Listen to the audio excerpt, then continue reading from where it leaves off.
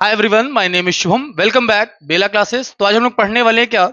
आज हम लोग पढ़ने वाले हैं इलेक्ट्रिक जो फील्ड होते हैं मल्टीपल चार्ज के, उसके बारे में पढ़ने वाले हैं। और फिर उसके बाद इससे रिलेटेड न्यूमेरिकल सॉल्व करेंगे। फिर आगे देखते हैं और कौन सी टॉपिक है उसको स्टार्ट करने वाले हैं। ठीक है, ध्यान दीजिएगा। देखिए क्या दिए गए हैं भाई मल्टीपल चार्ज से रिलेटेड। क्या है आइए समझते हैं। मल्टीपल चार्ज से रिलेटेड दिया गया है आपका, मान लीजिए अगर कोई पॉइंट P है, यहां पे पॉइंट P है। पहले हम लोग समझ लेते हैं फिर लैंग्वेज के फॉर्म में इसको समझेंगे। मान लीजिए पॉइंट P है, इस पॉइंट P पे हम लोग इलेक्ट्रिक फील्ड की intensity means electric field check कर रहे हैं। ठीक है, और इस पॉइंट P पे कई ऐसे चार्ज हैं, मल्टीपल चार्ज यहां पे दिए गए हैं। Q1 से चेक करेंगे, Q2 से चेक करेंगे, Q3 से चेक करेंगे। मान लीजिए बहुत सारे चार्ज गिवन है, n नंबर ऑफ चार्जेस वहां पे प्रेजेंट है। क्लियर है? ध्यान दीजिएगा। तो आप जानते हैं इसका जो पोजीशन वेक्टर होगा, ये वेक्टर R1 है और ये R2 है, ये R3 है, ये क्या है आपका Rn है। क्या है? Rn है। तो इनके फोर्स भी बनेंगे, सॉरी इलेक्ट्रिक फील्ड बनेंगे। ठीक है, तो आइए इलेक्ट्रिक फील्ड देखेंगे। अगर टोटल का सम करते हैं तो ये मान लीजिए एक एक का निकालेंगे, और एक एक का फॉर्मूला क्या होता है भाई? E इज इक्वल टू, आपको प्रूफ किया गया था एक पॉइंट सिंगल पॉइंट के लिए 1/4πε0 Q अपॉन R स्क्वायर। ऐसा कोई फॉर्मूला आपको प्रूफ किया गया था भाई सिंपल में। इसके पहले लेक्चर में आपको बताया गया था। अगर आप लोगों ने इसके पहले का लेक्चर नहीं देखा तो इसके पहले का लेक्चर प्लीज देख ले, उसके बाद से ये आपको समझ में आने वाले हैं। ठीक है, एक एक लेक्चर एक दूसरे से कनेक्टेड है, आपको समझना होगा, पढ़ना होगा, तभी ये समझ में आएंगे। अब ये सोचिए डायरेक्ट आप जो है लास्ट लेक्चर देखे, हम वीडियो का मीन्स क्या, वीडियो में जो है पासवर्ड मिल जाए और हमको पीडीएफ मिल जाए, उससे कोई मतलब नहीं होगा। ठीक है, आइए ध्यान दीजिएगा। तो यहां पे ध्यान देंगे हम लोग, मल्टीपल चार्जेस गिवन है और मल्टीपल चार्ज के अकॉर्डिंग आपको बताना है। क्या? मान लेते हैं एक चार्ज का सिस्टम दिया है, Q1 Q2 Q3 dot dot Qn है, विथ पोजीशन वेक्टर सबका दिया हुआ है। ठीक है, अब पोजीशन वेक्टर के अकॉर्डिंग देखिएगा, जो electric field intensity at a point P due to a system of charge, यानी बहुत सारे चार्ज यहां पे प्रेजेंट है।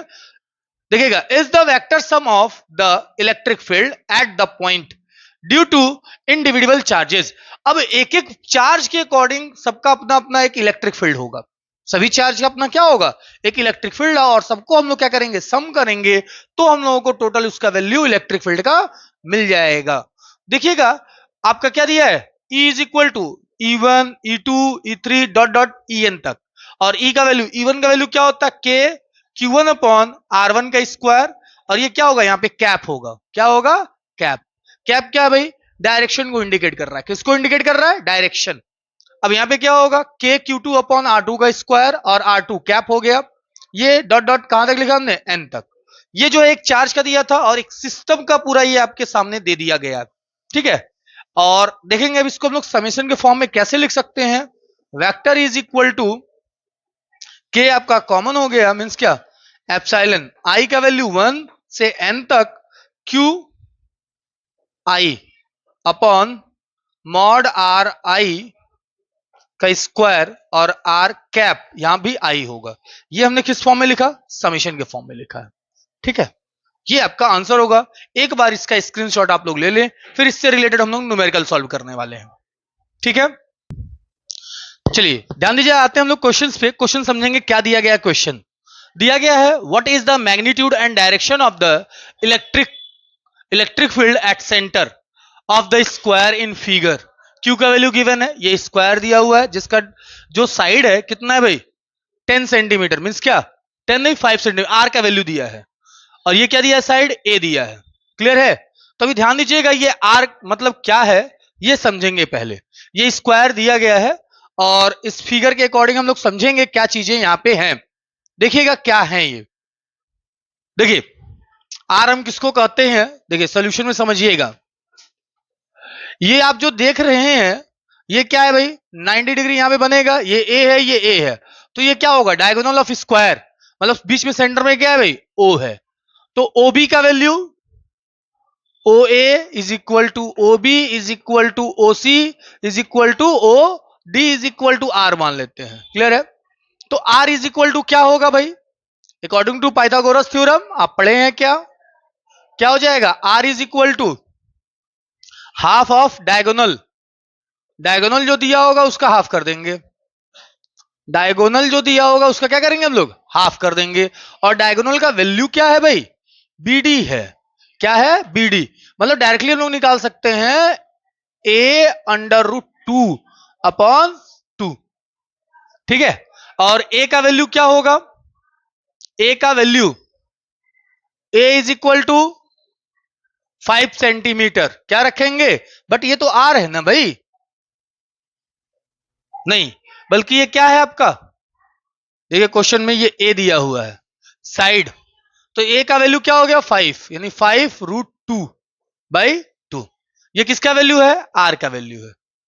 किसका वैल्यू मिला हम लोगों को, आर। आर क्या होगा, यानी ये सेंटर से बी का डिस्टेंस है, ओ ए का डिस्टेंस है, ओडी का है और ओसी का है। क्लियर है बातें यहां तक, कोई डाउट है किसी को। चलिए अब इसको कैसे लिखेंगे, सेंटीमीटर में दिया है तो क्या कर सकते हैं, सेंटीमीटर में है तो ये सेंटीमीटर में डाटा होगा, तो लिख सकते हैं 5, एक काम करो ऊपर नीचे डिवाइड कर दो, √2 होगा इंटू 10⁻⁻2 मीटर होगा। क्या यहां तक क्लियर है, आर का वैल्यू, आर का वैल्यू भी क्लियर हुआ कि नहीं हुआ, हो गया।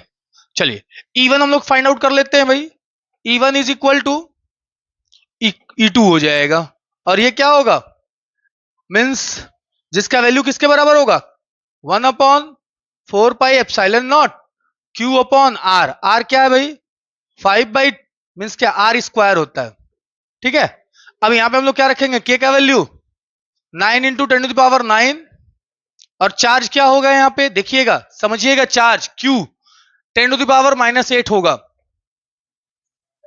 अपॉन आर का वैल्यू 5/√2 इंटू 10⁻⁻2 होल स्क्वायर। ठीक है, सॉल्व कर लेते हैं भाई, 9 इंटू 10⁻, केवल 1 हो जाएगा, और नीचे क्या लिखते हैं हम लोग, 25 इंटू 2, ऊपर चला गया, और ये क्या हो जाएगा, इंटू 10⁻⁻4 होगा। सॉल्व करते हैं, 18/25 10⁻5 होगा। क्या होगा ये, ई का वैल्यू न्यूटन पर कूलम होगा, न्यूटन पर कूलम। इसको डिवाइड कर सकते हैं हम लोग, 0 पॉइंट समथिंग वैल्यू आएगा, 0 पॉइंट समथिंग आएगा। ठीक है, 0 पॉइंट समथिंग। ठीक है, फिर 10 की पावर से आप मल्टीप्लाई कर सकते हैं, जो भी हो। एक काम कर, इसको ब्रेक कर लीजिए, पूरा डाटा निकाल लीजिए आप भाई, देखिएगा 18 इंटू, देखिएगा 25/25 है, इंटू 100 इंटू 10⁻3, कैंसिल होगा, 4 होगा, 18 4 जा 72 आई थिंक होगा, डेसिमल लगा दीजिए, यहां पे 4 हो जाएगा। क्या होगा, न्यूटन पर कूलम होगा। ठीक है, यहां तक क्लियर है आपको, यहां तक क्लियर हुआ कि नहीं हुआ। अब देखिए हम लोग को फाइनल रिजल्ट निकालना है एट पॉइंट ओ, तो यहां देखेंगे एंगल कितना होगा इन दोनों के बीच का, 90 डिग्री होगा। लिखेंगे क्या, net electric field, net electric field at O is equal to under root E1 square E2 square plus 2 E1 E2 cos 90 degree. अच्छा, कॉस 90 क्यों, क्योंकि इन दोनों के बीच का एंगल कितना हो रहा है, 90 डिग्री। ठीक है, इन दोनों के बीच का एंगल क्या होगा, 90 डिग्री। और कॉस 90 का वैल्यू क्या होता है, आप जानते होंगे, कॉस 90 का वैल्यू 0 होता है। तो ये डाटा पूरा कंप्लीट होकर क्या हो जाएगा, 0। तो आपके सामने क्या दिखा, E1 E2 दोनों इक्वल है, E1 स्क्वायर और E2 स्क्वायर। अब दोनों को हम लोग ऐड करेंगे तो क्या होगा, मान लीजिए दोनों इक्वल है, 2 E1 मान लेते हैं भाई, दोनों इक्वल है, तो अंडर रूट से बाहर हो सकता है, क्या होगा, E1 अंडर रूट 2 होगा। तो E1 का वैल्यू क्या है, 7.2 इंटू 10⁻4 इंटू √2 न्यूटन पर कूलम। ठीक है, मल्टीप्लाई कर दीजिए, आंसर हो जाएगा, दैट्स ऑल। नोट कर लीजिए, this is your answer.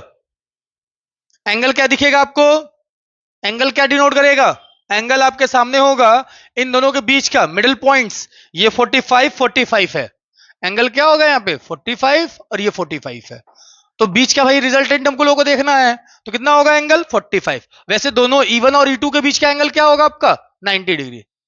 Note कर लीजिए,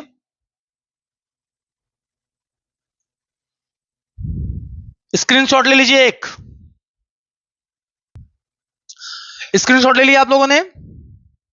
चलिए, तो अगली टॉपिक हम लोगों की होगी क्या, इलेक्ट्रिक फील्ड लाइन और उनके प्रॉपर्टीज के बारे में पढ़ेंगे। देखिएगा इलेक्ट्रिक फील्ड लाइन जो होता है बहुत ही इंपॉर्टेंट है। अगर उसके डायरेक्शन के बारे में अगर आपने समझ लिया तो समझ लीजिए आपको जो है फोर्स का नेचर क्लासिफाई करना बहुत इजी हो जाएगा, और उसमें आपको ये चीज आपको पता चल जाएगा, आइडेंटिफाई हो जाएगा कि कभी भी जो होता है इलेक्ट्रिक फील्ड लाइन आपस में मींस क्या होते हैं, कभी भी इंटरसेक्ट नहीं करते हैं। और अगर किसी भी सरफेस से ये निकलते हैं तो हमेशा वहां पे 90 डिग्री का ही एंगल बनता है, परपेंडिकुलर होता है उस सरफेस से। ठीक है, तो ये चीजें आपको नेक्स्ट लेक्चर में मिलने वाले हैं। तो आज के लिए इतना ही, मिलते हैं नेक्स्ट लेक्चर में, तब तक आप पढ़ाई करें। बाय।